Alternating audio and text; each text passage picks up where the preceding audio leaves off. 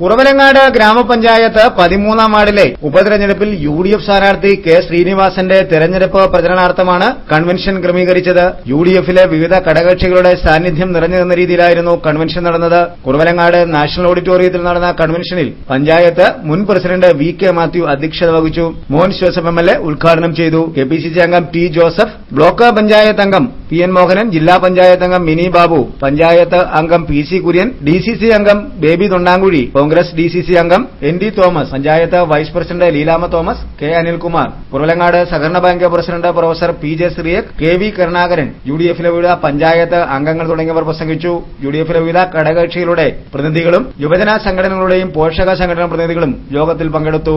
യുഡിഎഫിന്റെ ഒന്നാകെയുള്ള കെട്ടുറപ്പ് വിളിച്ചോതുവാൻ കഴിയുന്നതുമായിരുന്നു കൺവെൻഷൻ. കുറവലങ്ങാടിന്റെ വികസനത്തിൽ അതാതുകാലങ്ങളിൽ നിലനിന്നിരുന്ന പഞ്ചായത്ത് ഭരണസമിതികളുടെ ദീർഘവീക്ഷണം എക്കാലത്തും സ്മരണീയമാണെന്നും ഒട്ടേറെ വികസന പ്രവർത്തനങ്ങളാണ് പഞ്ചായത്തുകളുടെ നേതൃത്വത്തിൽ കുറവലങ്ങാട് ക്രമീകരിക്കാൻ കഴിഞ്ഞതെന്നും അധ്യക്ഷത വഹിച്ച വി കെ മാത്യു വ്യക്തമാക്കി. മുഴുവൻ കാര്യങ്ങളും അവിടെ നടക്കുന്നുണ്ട്.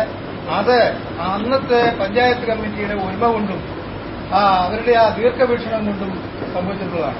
അന്ന് പ്രത്യേകം ഞാൻ ഓർക്കുന്നു, വോട്ടാവർക്കാന്ന് പറഞ്ഞ കാര്യം നമുക്കറിയാം. നമുക്ക് ഈ കളത്തൂർ അല്ലെങ്കിൽ കുറവലങ്ങാട് ഭാഗത്ത് എവിടെയെങ്കിലും 2 വാഴക്കൊല ഉണ്ടെങ്കിലും അല്ലെങ്കിൽ 1 വാഴക്കൊല ഉണ്ടെങ്കിലും കൃഷിക്കാരൻ രാവിലെ 3 മണിക്ക് ഏറ്റിട്ട് ഇതുമായിട്ട് കുറുക്കുന്നരയ്ക്ക് പോകുന്ന സാഹചര്യമായിരുന്നു.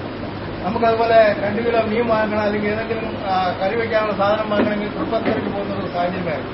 ആ സാഹചര്യം ഒഴിവാക്കിക്കൊണ്ട് ഇവിടെ നമുക്ക് വലിയ ബസ് സ്റ്റാൻഡിനോടൊപ്പം തന്നെ ഒരു നല്ല മാർക്കറ്റ് ഉണ്ടാകണം എന്ന് പ്രോത്സാഹനം പറ്റും വലിയ അഭിലാഷമായിരുന്നു, ആഗ്രഹമായിരുന്നു. അത് സാധിച്ചു. ഇന്ന് ഞാൻ ഈ ആദ്യം പറഞ്ഞതുപോലെ കോട്ടയം ജില്ലയിലെ ഇത്രയും സ്വന്തമായി സ്ഥലമുള്ള ഒരു പഞ്ചായത്ത് വേറെ ഈ കോട്ടയം ജില്ലയില്ല. അതുപോലെ തന്നെ നമ്മുടെ നിങ്ങളൊക്കെ ഓർക്കുന്നുണ്ടാകുന്ന ടൗണിലെ വികസനം ഇപ്പോ ബസ് മുമ്പോട്ടൊക്കെ വന്നിട്ട് പുറകോട്ടും തിരികെയൊക്കെ ചെയ്യുന്ന വലിയൊരു ദുർഘടം പിടിച്ച സ്ഥലമായിരുന്നു. അത് ആ കാലത്ത് എടുക്കാൻ സാധിക്കും. ഇപ്പോ വികസനമായി.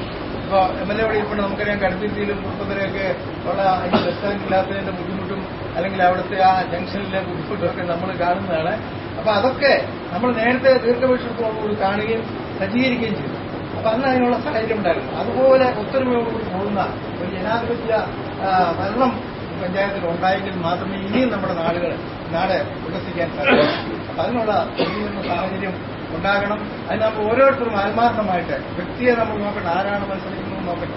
ജനാധിപത്യ വിശ്വാസികൾ എന്നുള്ള നിലയ്ക്ക് നമ്മൾ ഒറ്റക്കെട്ടായി നിന്നുകൊണ്ട് നമ്മുടെ നാടിന്റെ വികസനത്തിന് വേണ്ടി പ്രവർത്തിക്കുന്നു എന്നുള്ള ആ ഒരു വിശ്വാസത്തോടെ ആത്മവിശ്വാസത്തോടെ എല്ലാവരും സജീവമായിട്ട് ഈ തെരഞ്ഞെടുപ്പിൽ പങ്കെടുക്കുകയും നമ്മുടെ സ്ഥാനാർത്ഥിയെ വിജയിപ്പിക്കുന്നതിന് വേണ്ടി എല്ലാ സഹായവും ചെയ്യണം എന്ന് അഭ്യർത്ഥിച്ചുകൊണ്ട്